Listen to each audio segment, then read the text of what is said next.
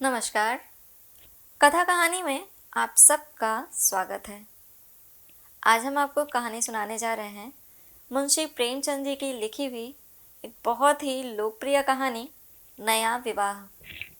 इस समय में बहुत सारे लोग जिनको कहानियाँ पढ़ने का शौक़ है मगर समय की कमी के कारण पढ़ नहीं पाते हैं, तो आप इस चैनल पर बहुत तरह की कहानियाँ सुन सकते हैं, चाहे वो बच्चों की हो या मुंशी प्रेमचंद की, शिवानी की। ये सारी कहानियाँ आप सुन सकते हैं। ड्राइविंग करते समय सुनिए या रात को सोते समय। चलिए आज की कहानी पर आते हैं। नया विवाह। हमारी देह पुरानी है, लेकिन इसमें सदैव नया रक्त दौड़ता रहता है। नए रक्त के प्रवाह पर ही हमारे जीवन का आधार है। पृथ्वी की इस चिरंतन व्यवस्था में यह नयापन उसके एक एक अणु में, एक एक कण में, तारे में बसे हुए स्वरों की भांति गूंजता रहता है। और यह 100 साल की बुढ़िया आज भी नवी नवेली दुल्हन बनी हुई है। जब से लाला डंगामल ने नया विवाह किया है, उनका यौवन नए सिरे से जाग उठा है। जब पहली स्त्री जीवित थी तब वे घर में बहुत कम रहते थे। प्रातः 10-11 बजे तक तो पूजा पाठ ही करते रहते थे। फिर भोजन करके दुकान चले जाते। वहाँ से 1 बजे रात लौटते और थके मांदे सो जाते। यदि लीला कभी कहती ज़रा और सवेरे जाया करो, तो बिगड़ जाते और कहते तुम्हारे लिए क्या दुकान छोड़ दूँ या रोज़गार बंद कर दूँ। ये वो ज़माना नहीं है कि एक लोटा जल चढ़ाकर लक्ष्मी प्रसन्न कर ली जाए। आज उनकी चौखट पर माथा रगड़ना पड़ता है, तब भी उनका मुंह सीधा नहीं होता। लाली बेचारी चुप हो जाती। अभी 6 महीने की बात है। लीला को ज्वर चढ़ा हुआ था। लाला जी दुकान जाने लगे तब उसने डरते डरते कहा था, देखो मेरा जी अच्छा नहीं है, ज़रा सवेरे आ जाना। डंगामल ने पगड़ी उतार कर खूंटी पर लटका दी और बोले, अगर मेरे बैठे रहने से तुम्हारा जी अच्छा हो जाए तो मैं दुकान ना जाऊं। लीला हताश होकर बोली, मैं दुकान जाने को तो नहीं मना करती, केवल ज़रा सवेरे आने को कहती हूँ। तो क्या दुकान पर बैठा मौज किया करता हूँ? लीला इसका क्या जवाब देती। पति का यह स्नेहहीन व्यवहार उसके लिए कोई नई बात न थी। इधर कई साल से उसे इसका कठोर अनुभव हो रहा था कि उसकी इस घर में कद्र नहीं है। वह अक्सर इस समस्या पर विचार भी किया करती, पर वह अपना कोई अपराध न पाती। वह पति की सेवा पहले से कहीं ज़्यादा करती, उनके कार्यभार को हल्का करने की बराबर चेष्टा करती रहती, बराबर प्रसन्नचित्त रहती, कभी उनकी इच्छा के विरुद्ध कोई काम नहीं करती। अगर उसकी जवानी ढल चुकी थी तो उसमें उसका क्या अपराध था? किसकी जवानी सदैव स्थिर रहती है? अगर अब उसका स्वास्थ्य उतना अच्छा न था तो उसमें उसका क्या दोष? उसे बेकसूर क्यों दंड दिया जाता है? उचित तो ये था कि 25 साल का साहचर्य अब एक गहरी मानसिक और आत्मिक अनुरूपता का रूप धारण कर लेता, जो दोष को भी गुण बना लेता है, जो पके फल की तरह ज़्यादा रसीला, ज़्यादा मीठा, ज़्यादा सुंदर हो जाता है। लेकिन लाला जी का वणिक हृदय हर एक पदार्थ को वाणिज्य की तराजू से तौलता था। बूढ़ी गाय जब दूध न दे सकती है, न बच्चे, तब उसके लिए गौशाला ही सबसे अच्छी जगह है। उनके विचार में लीला के लिए इतना ही काफ़ी था कि घर की मालकिन बनी रहे, आराम से खाए और पड़ी रहे। उसे अख्तियार है चाहे जितने जेवर बनवाए, चाहे जितना स्नान व पूजा करे, केवल उनसे दूर रहे। मानव प्रकृति की जटिलता का एक रहस्य यह था कि डंगामल जिस आनंद से लीला को वंचित रखना चाहते थे, जिसकी उसके लिए कोई ज़रूरत ही न समझते थे, खुद उसी के लिए सदैव प्रयत्न करते रहते थे। लीला 40 वर्ष की होकर बूढ़ी समझ ली गई थी, किंतु वे 43 के होकर भी अभी जवान थे, जवानी के उन्माद और उल्लास से भरे हुए। लीला से अब उन्हें एक तरह की अरुचि होती थी और वह दुखिया जब अपनी त्रुटियों का अनुभव करके प्रकृति के निर्दय आघातों से बचने के लिए रंग व रोगन की आड़ लेती, तब लाला जी उसके बूढ़े नखरों से और भी घृणा करने लगते। वे कहते, वाह हरी तृष्णा, 7 लड़कों की तो माँ हो गई, बाल खिचड़ी हो गए, चेहरा धुले हुए फलालैन की तरह सिकुड़ गया, मगर आपको अभी महावर, सेंदूर, मेहंदी और उपटन की हवस बाकी ही है। औरतों का स्वभाव ही कितना विचित्र है, न जाने क्यों बनाव और श्रृंगार पर इतना जान देती हैं। पूछो, अब तुम्हें और क्या चाहिए? क्यों नहीं मन को समझा लेती कि जवानी विदा हो गई और इन उपादानों से वह वापस नहीं बुलाई जा सकती। लेकिन वे खुद जवानी का स्वप्न देखते रहते थे। उनकी जवानी की तृष्णा अभी शांत न हुई थी। जाड़ों में रसों और पाकों का सेवन करते रहते थे। हफ्ते में 2 बार खिजाब लगाते और एक डॉक्टर से मंकी ग्लैंड के विषय में पत्र व्यवहार कर रहे थे। लीला ने उन्हें असमंजस में देखकर कातर स्वर में पूछा, कुछ बतला सकते हो, कै बजे आओगे? लाला जी ने शांत भाव से पूछा, तुम्हारा जी आज कैसा है? लीला क्या जवाब दे? अगर कहती है कि बहुत खराब है, तो शायद वे महाशय वहीं बैठ जाएं और उसे जली कटी सुनाकर अपने दिल का बुखार निकालें। अगर कहती है कि अच्छी हूँ, तो शायद निश्चिंत होकर 2 बजे तक कहीं खबर लें। इस दुविधा में डरते डरते बोली, अब तक तो हल्की थी, लेकिन अब कुछ भारी हो रही है। तुम जाओ, दुकान पर लोग तुम्हारी राह देखते होंगे। हाँ, ईश्वर के लिए 1-2 न बजा देना, लड़के सो जाते हैं। मुझे ज़रा भी अच्छा नहीं लगता, जी घबराता है। सेठ जी ने अपने स्वर में स्नेह की चाशनी देकर कहा, 12 बजे तक ज़रूर आ जाऊंगा। लीला का मुख धूमिल हो गया। उसने कहा, 10 बजे तक नहीं आ सकते? 11:30 से पहले किसी तरह नहीं। नहीं, 10:30। अच्छा, 11 बजे। लाला वादा करके चले गए। लेकिन 10 बजे रात को एक मित्र ने मुजरा सुनने के लिए बुला भेजा। इस निमंत्रण को कैसे इनकार कर देते? जब एक आदमी आपको खातिर से बुलाता है, तब यह कहाँ की भलमनसाहत है कि आप उसका निमंत्रण अस्वीकार कर दें। लाला जी मुजरा सुनने चले गए। 2 बजे लौटे। चुपके से आकर नौकर को जगाया और अपने कमरे में जाकर लेट रहे। लीला उनकी राह देखती, प्रति क्षण विकल वेदना का अनुभव करती हुई न जाने कब सो गई थी। अंत को इस बीमारी ने अभागिनी लीला की जान ही लेकर छोड़ा। लाला जी को उसके मरने का बड़ा दुख हुआ। मित्रों ने संवेदना के तार भेजे। एक दैनिक पत्र ने शोक प्रकट करते हुए लीला के मानसिक और धार्मिक सद्गुणों को खूब बढ़ाकर वर्णन किया। लाला जी ने इन सभी मित्रों को हार्दिक धन्यवाद दिया और लीला के नाम से बालिका विद्यालय में 5 वजीफे प्रदान किए तथा मृतक भोज तो जितने समारोह से किया गया, वह नगर के इतिहास में बहुत दिनों तक याद रहेगा। लेकिन 1 महीना भी न गुजरने पाया था कि लाला जी के मित्रों ने चारा डालना शुरू कर दिया और उसका ये असर हुआ कि 6 महीने की विधुरता के तप के बाद उन्होंने दूसरा विवाह कर लिया। आखिर बेचारे क्या करते? जीवन में एक सहचरी की आवश्यकता तो थी ही, और इस उम्र में तो एक तरह से अनिवार्य हो गई थी। जब से नई पत्नी आई, लाला जी के जीवन में आश्चर्यजनक परिवर्तन हो गया। दुकान से अब उतना प्रेम नहीं था। लगातार हफ्तों न जाने में भी उनके कारोबार में कोई हर्ज नहीं होता था। जीवन के उपभोग की जो शक्ति दिन दिन क्षीण होती जाती थी, अब वह छींटे पाकर सजीव हो गई थी।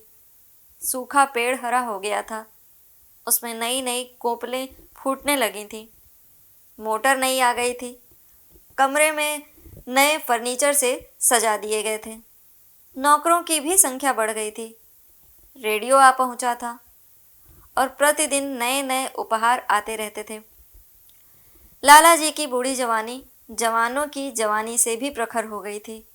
उसी तरह जैसे बिजली का प्रकाश चंद्रमा के प्रकाश से ज़्यादा स्वच्छ और मनोरंजक होता है। लाला जी को उनके मित्र इस रूपांतर पर बधाइयाँ देते जब वे गर्व के साथ कहते, भाई हम तो हमेशा जवान रहे और हमेशा जवान रहेंगे। बुढ़ापा यहाँ आए तो अपने मुंह में कालिख लगाकर गधे पर उल्टा सवार करा के शहर से निकाल दें।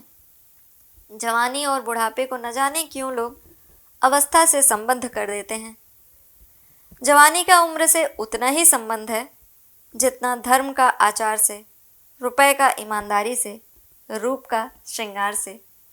आजकल के जवानों को आप जवान कहते हैं, उनकी 1000 जवानियों को अपने 1 घंटे से भी न बदलूंगा। मालूम होता है उनकी जिंदगी में कोई उत्साह ही नहीं, कोई शौक नहीं। जीवन क्या है? गले में पड़ा हुआ एक ढोल है। यही शब्द घटा बढ़ाकर वे आशा के हृदय पटल पर अंकित करते रहते थे। उसे बराबर सिनेमा, थिएटर और दरिया की सैर के लिए आग्रह करते रहते। लेकिन आशा को न जाने क्यों इन बातों में जरा भी रुचि न थी। वो जाती तो थी, मगर बहुत टाल टूट करने के बाद एक दिन लाला जी ने आकर कहा, चलो आज बजरे पर दरिया की सैर करें। वर्षा के दिन थे, दरिया चढ़ा हुआ था। मेघमालाएं अंतर्राष्ट्रीय सेनाओं की भांति रंग बिरंगी वर्दियां पहने आकाश में कवायद कर रही थीं। सड़क पर लोग मलार और बारहमासा गाते चलते थे। बागों में झूले पड़ गए थे। आशा ने बेदिली से कहा, मेरा जी तो नहीं चाहता।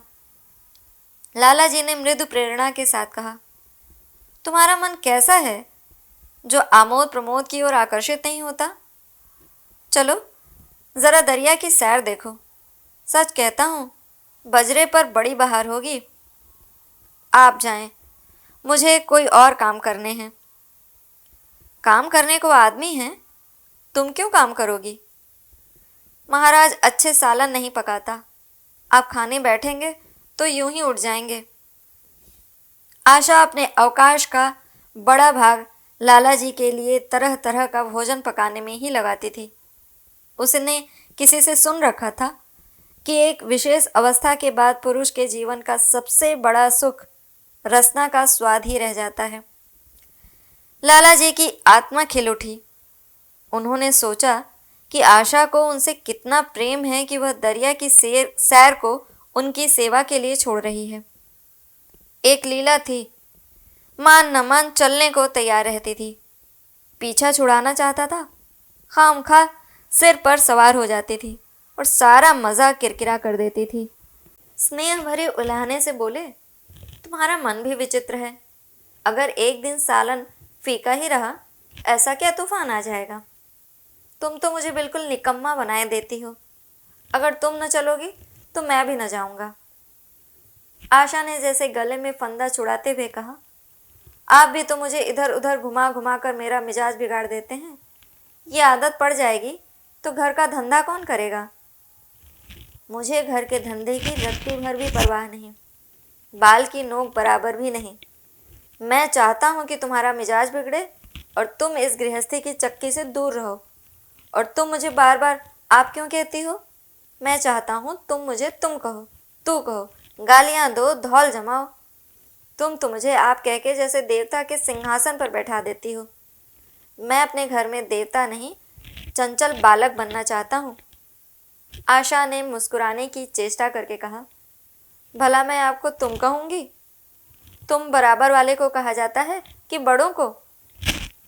मुनीम ने 1 लाख के घाटे की खबर सुनाई होती तो भी शायद लाला जी को इतना दुख न होता जितना आशा के इन कठोर शब्दों से हुआ। उनका सारा उत्साह, सारा उल्लास जैसे ठंडा पड़ गया। सिर पर बांकी रखी हुई फूलदार टोपी, गले में पड़ी हुई जोगी रंग की चुनरी, रेशमी चादर, वह तंजेब का बेलदार कुर्ता जिसमें सोने के बटन लगे हुए थे, ये सारा ठाट कैसे उन्हें हास्यजनक जान पड़ने लगा, जैसे वह सारा नशा किसी मंत्र से उतर गया हो। निराश होकर बोले, तो तुम्हें चलना है या नहीं? मेरा जी नहीं चाहता। तो मैं भी ना जाऊं? मैं आपको कब मना करती हूँ? फिर आप कहा।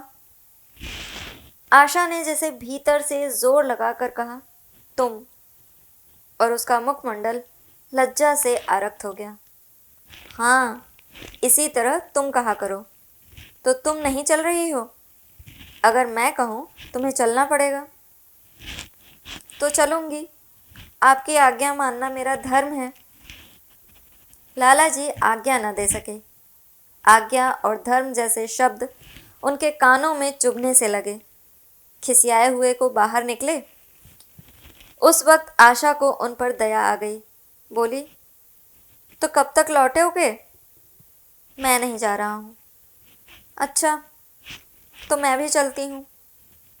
जैसे कोई जिद्दी लड़का रोने के बाद अपनी इच्छित वस्तु पाकर उसे पैरों से ठुकरा देता है, उसी तरह लाला जी ने मुंह बनाकर कहा, तुम्हारा जी नहीं चाहता तो न चलो, मैं आग्रह नहीं करता। आप नहीं, तुम बुरा मान जाओगे। आशा गई, लेकिन उमंग से नहीं। जिस मामूली वेश में थी उसी तरह चल पड़ी। न कोई सजीली साड़ी, न जड़ाऊ गहने, न कोई सिंगार, जैसे कोई विधवा हो। ऐसी ही बातों पर लाला जी मन में झुंझला उठते थे।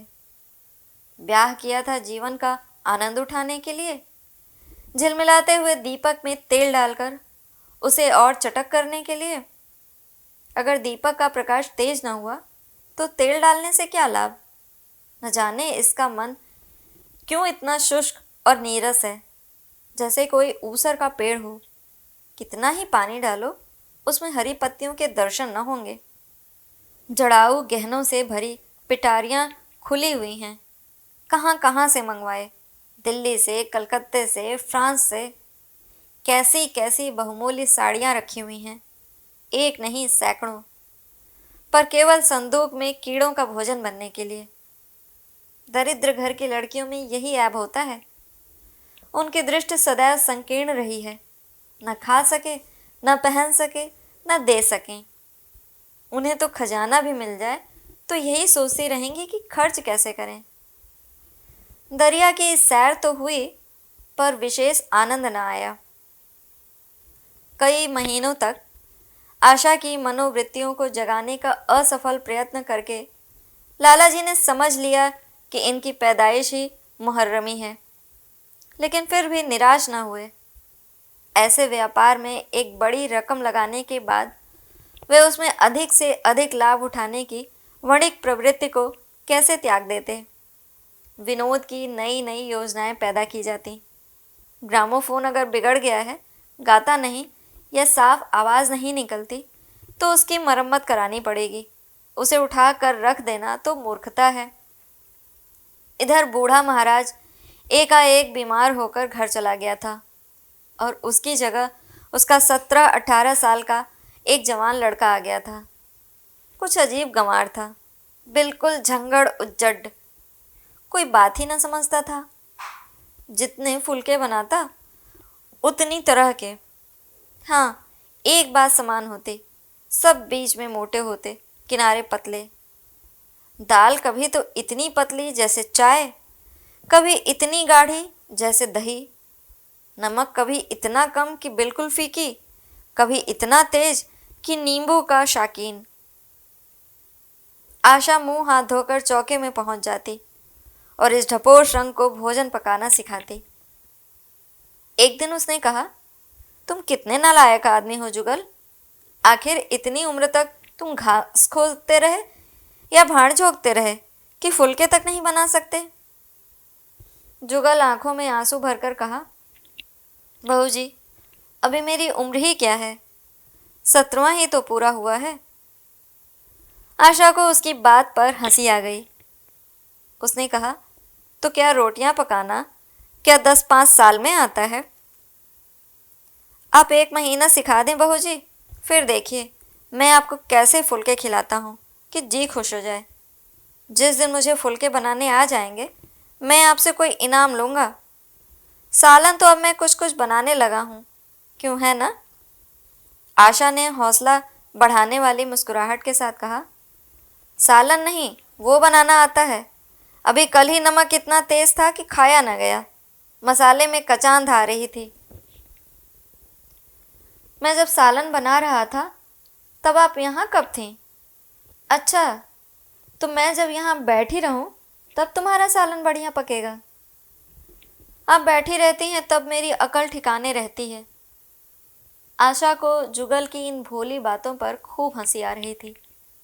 हंसी को रोकना चाहती थी पर वह इस तरह निकली पड़ती थी जैसे भरी बोतल उड़ेल दी गई हो। और मैं नहीं रहती तब तो आपके कमरे के द्वार पर जा बैठता हूँ, वहीं बैठकर अपनी तकदीर को रोता हूँ। आशा ने हंसी रोक कर पूछा, क्यों? रोते क्यों हो? ये ना पूछिए बहू जी, आप इन बातों को नहीं समझेंगी। आशा ने उसके मुंह की ओर प्रश्न की आंखों से देखा। उसका आशय कुछ तो समझ गई पर ना समझने का बहाना किया। तुम्हारे दादा आ जाएंगे तब तुम चले जाओगे? और क्या करूँगा बहू जी, यहाँ कोई काम दिलवा दीजिएगा तो पड़ा रहूँगा। मुझे मोटर चलाना सिखवा दीजिए, आपको खूब सैर कराया करूँगा। नहीं नहीं बहू जी, आप हट जाइए, मैं पतीली उतार लूँगा। ऐसी अच्छी साड़ी है आपकी, कहीं कोई दाग पड़ जाए तो क्या हो। आशा पतीली उतार रही थी। जुगल ने उसके हाथ से सड़सी लेनी चाहिए। दूर रहो, फूहड़ तो तुम हो ही, कहीं पतीली पांव पर गिरा ली तो महीने झींकोगे। जुगल के मुख पर उदासी छा गई। आशा ने मुस्कुराकर पूछा, क्यों, मुंह क्यों लटक गया सरकार का? जुगल रुआंसा होकर बोला, आप मुझे डांट देती हैं बहू जी, तब मेरा दिल टूट जाता है। सरकार कितना ही घुड़के, मुझे बिल्कुल भी दुख नहीं होता। आपकी नज़र कड़ी देख मेरा खून सर्द हो जाता है। आशा ने दिलासा दिया, मैंने तुम्हें डांटा तो नहीं, केवल यही तो कहा कि कहीं पतीली तुम्हारे पांव पर गिर पड़े तो क्या हो। हाथ ही तो आपका भी है, कहीं आपके ही हाथ से छूट पड़े तो। लाला डंगामल ने रसोई घर के द्वार पर आकर कहा, आशा ज़रा यहाँ आना। देखो तुम्हारे लिए कितने सुंदर गमले लाया हूँ, तुम्हारे कमरे के सामने रखे जाएंगे।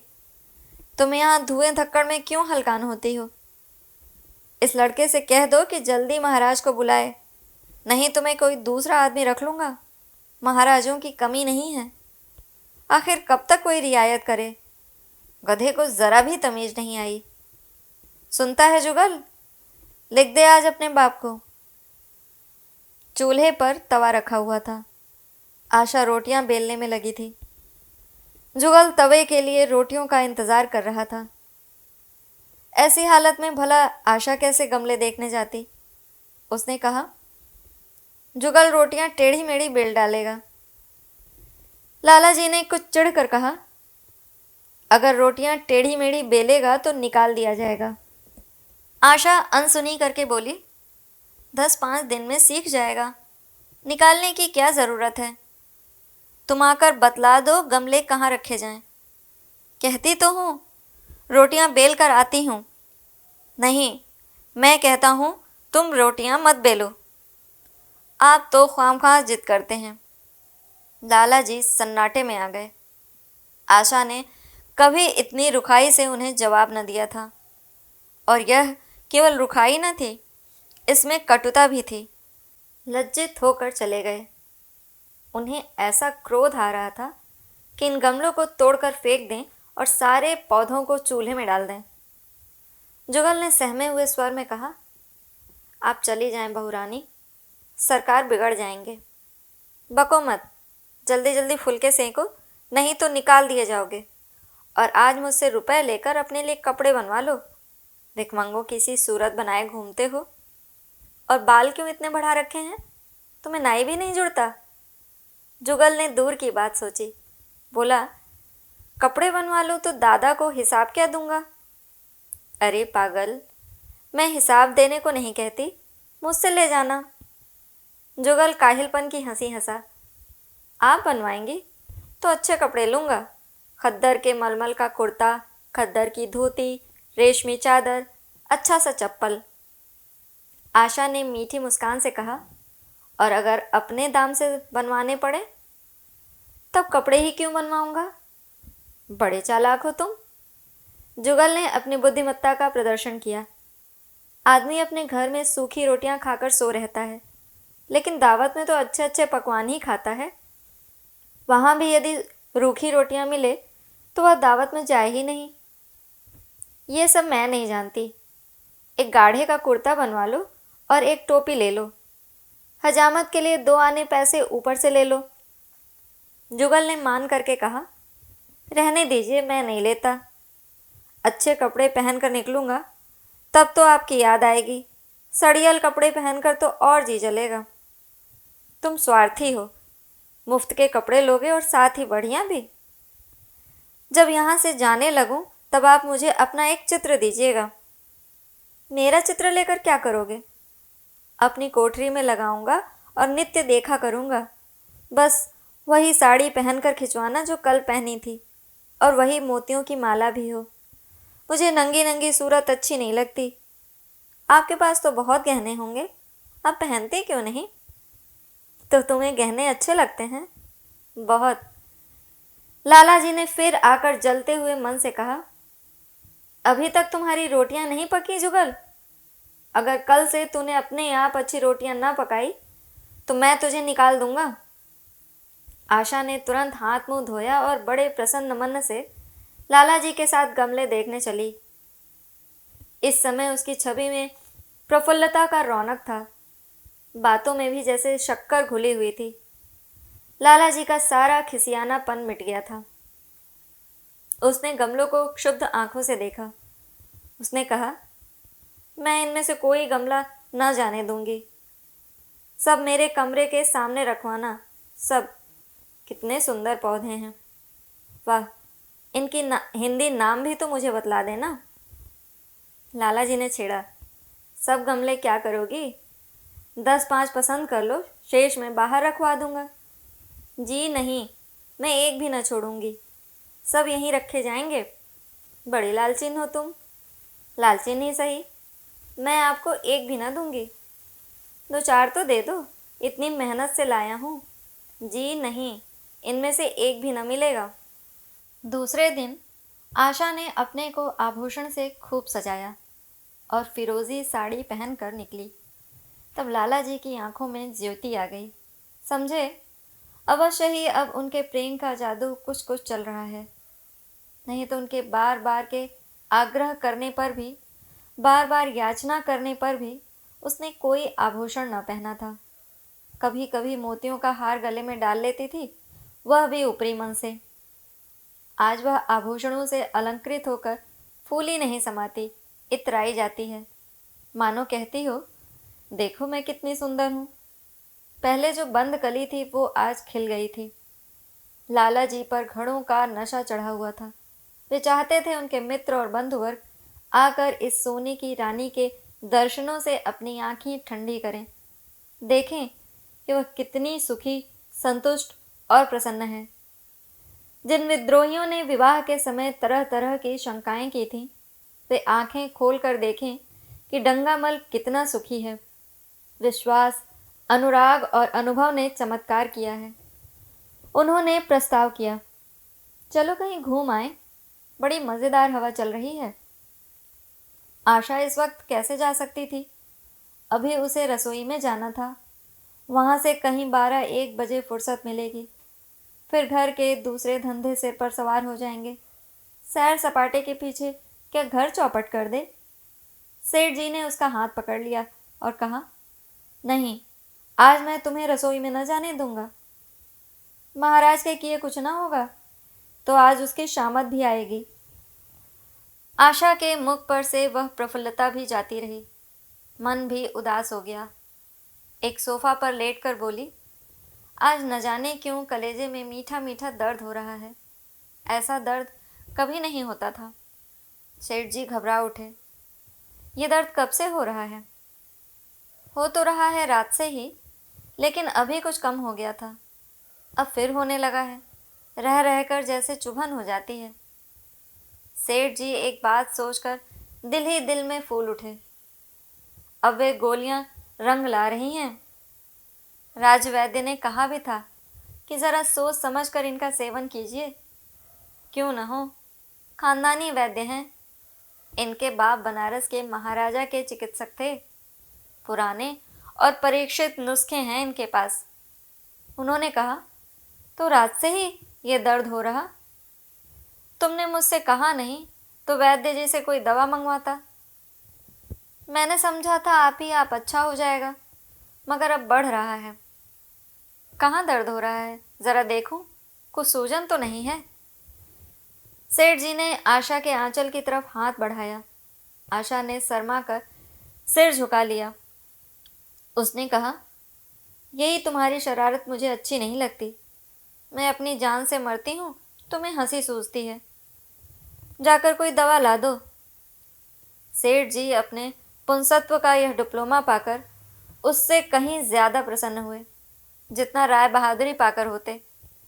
इस विजय का डंका पीटे बिना उन्हें कैसे चैन आ सकता था? जो लोग उनके विवाह के विषय में द्वेष में टिप्पणियां कर रहे थे, उन्हें नीचा दिखाने का कितना अच्छा अवसर हाथ आया है, और इतनी जल्दी। पहले पंडित भोलानाथ के पास गए और भाग्य ठोंक कर बोले, भाई मैं तो बड़ी विपत्ति में फंस गया। कल से उनके कलेजे में दर्द हो रहा है, कुछ बुद्धि काम नहीं करती। कहती हैं ऐसा दर्द पहले कभी नहीं हुआ था। भोलानाथ ने कुछ बहुत हमदर्दी न दिखाई। सेठ जी यहाँ से उठकर अपने दूसरे मित्र लाला फागमल के पास पहुँचे और उनसे भी लगभग इन्हीं शब्दों में ये शोक संवाद कहा। फागमल बड़ा शोहदा था, मुस्कुरा कर बोला, मुझे तो आपकी शरारत मालूम होती है। सेठ जी की बाँछें खिल गईं। उन्होंने कहा, मैं अपना दुख सुना रहा हूँ और तुम्हें दिल्लगी सूझती है। ज़रा भी आदमियत नहीं है तुम में। मैं दिल्लगी नहीं कर रहा हूँ, इसमें दिल्लगी की क्या बात है? वे हैं कमसिन, कोमलांगी, आप ठहरे पुराने लठैत दंगल के पहलवान। बस अगर यह बात ना निकले तो मूछें मुड़वा लूँ। सेठ जी की आंखें जगमगा उठीं। मन में यौवन की भावना प्रबल हो उठी और उसके साथ ही मुख पर भी यौवन की झलक आ गई। छाती जैसे कुछ फैल गई। चलते समय उनके पग कुछ अधिक मजबूती से ज़मीन पर पड़ने लगे और सिर की टोपी भी न जाने कैसे बांकी हो गई। आकृति से बांकपन की शान बरसने लगी। जुगल ने आशा को सिर से पांव तक जगमगाते देखकर कहा, बस बहू जी, आप इसी तरह पहने ओढ़े रहा करें। आज मैं आपको चूल्हे के पास न आने दूंगा। आशा ने नयन बाण चलाकर कहा, क्यों, आज ये नया हुक्म क्यों? पहले तो तुमने कभी मना नहीं किया। आज की बात दूसरी है। ज़रा सुनो, क्या बात है? मैं डरता हूँ आप कहीं नाराज़ ना हो जाएं। नहीं नहीं, कहो, मैं नाराज़ ना होंगी। आज आप बहुत सुंदर लग रही हैं। लाला डंगामल ने असंख्य बार आशा के रूप और यौवन की प्रशंसा की थी, मगर उनकी प्रशंसा में उसे बनावट की गंध आती थी। वह शब्द उनके मुख से निकलकर कुछ ऐसे लगते थे जैसे कोई पंगु दौड़ने की चेष्टा कर रहा हो। जुगल के इन सीधे शब्दों में एक उन्माद था, नशा था, एक चोट थी। आशा की सारी देह प्रकंपित हो गई। तुम मुझे नज़र लगा दोगे जुगल? इस तरह क्यों घूरते हो? जब यहाँ से चला जाऊँगा तब आपकी बहुत याद आएगी। रसोई पकाकर तुम सारे दिन क्या क्या करते हो, दिखाई नहीं देते? सरकार रहते हैं इसीलिए नहीं आता। फिर अब तो मुझे जवाब मिल रहा है। देखिए भगवान कहाँ ले जाते हैं। आशा की मुख मुद्रा कठोर हो गई। उसने कहा, कौन तुम्हें जवाब देता है? सरकार ही तो कहते हैं तुझे निकाल दूंगा। अपना काम किए जाओ, कोई नहीं निकालेगा। अब तो तुम फुलके भी अच्छे बनाने लगे। सरकार हैं बड़े गुस्सेवर। 2-4 दिन में उनका मिजाज ठीक किए देती हूँ। आपके साथ चलते हैं तो आपके बाप से लगते हैं। तुम बड़े मुंहफट हो, खबरदार, जबान संभाल के बातें किया करो। किंतु अप्रसन्नता का यह झीना आवरण उनके मनो रहस्य को न छिपा सका। वह प्रकाश की भांति उसके अंदर से निकला पड़ता था। जुगल ने फिर उसी निर्भीकता से कहा, मेरा मुंह कोई बंद कर ले, यहाँ यूं सभी यही कहते हैं। मेरा ब्याह कोई 50 साल की बुढ़िया से कर दे तो मैं घर छोड़कर भाग जाऊं, या तो खुद जहर खा लो या उसे जहर देकर मार डालो, फांसी ही तो होगी। आशा उस कृत्रिम क्रोध को कायम न रख सकी। जुगल ने उसकी हृदय वीणा के तारों पर मिजराब की ऐसी चोट मारी थी कि उसके बहुत जब्त करने पर भी मन की व्यथा बाहर निकल आई। उसने कहा, भाग्य भी तो कोई वस्तु है, ऐसी भाग्य जाए भाड़ में। तुम्हारा ब्याह किसी बुढ़िया से ही करूंगी, देख लेना। तो मैं भी जहर खा लूंगा, देख लीजिएगा। क्यों? बुढ़िया तुम्हें जवान स्त्री से ज़्यादा प्रेम करेगी, ज़्यादा सेवा करेगी, तुम्हें सीधे रास्ते पर रखेगी। ये सब माँ का काम है। बीवी जिस काम के लिए उसी काम के लिए है। आखिर बीवी किस काम के लिए है? मोटर की आवाज़ आई।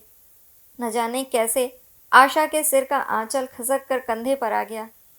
उसने जल्दी से आंचल खींचकर सिर पर लिया और ये कहती हुई अपने कमरे की ओर लपकी कि लाला भोजन करके चले जाएं, तब आना। कहानी यहीं समाप्त होती है।